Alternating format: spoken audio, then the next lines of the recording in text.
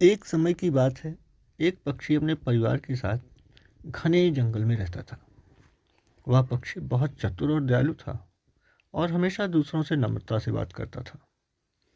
सभी पशु पक्षी मिलजुल कर प्रेम और प्रसन्नता से रहते थे। एक दिन अचानक जंगल में आग लग गई। जानवर अपनी जान बचाने के लिए इधर उधर भागने लगे, क्योंकि आग बहुत तेजी से जंगल में फैल रही थी।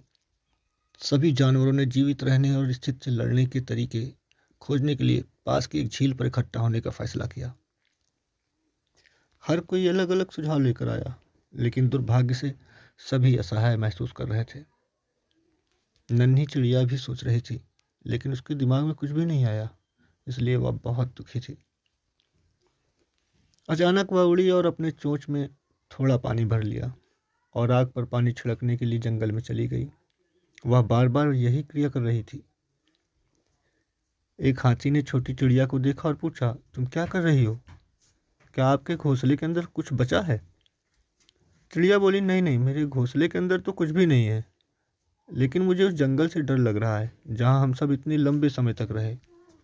जंगल हमारा घर है, जहाँ हमारे परिवार और दोस्त हैं। मैं इस जंगल को इस हालत में नहीं छोड़ सकती, इसलिए आग बुझाने की कोशिश कर रही हूँ। हाथी आश्चर्यचकित हो गया और बोला, इतने थोड़े से पानी से आग नहीं बुझेगी। पक्षी ने कहा, मुझे पता है कि यह काम नहीं करेगा, लेकिन मैं कोशिश बंद नहीं करूंगी।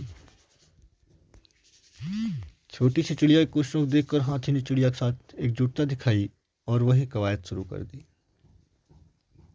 हाथी ने अपनी सूंड में पानी भरकर आग पर छिड़का। उन दोनों ने जंगल के अन्य पक्षियों और जानवरों को प्रोत्साहित किया और सभी भी ऐसा ही करने लगे।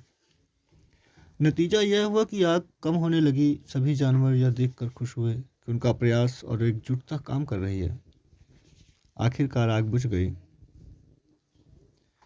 सभी जानवर और पक्षी बहुत खुश हो गए और अपनी सफलता का जश्न मनाया।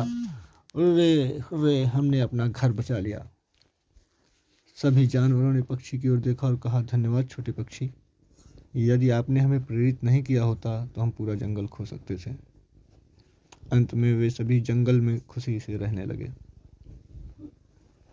कहानी से सीख मिलती है, हमें मिलजुल कर काम करना चाहिए। मिलकर काम करने वालों की हार नहीं होती। दोस्तों, ऐसे ही कहानी देखने के लिए हमें फॉलो करें।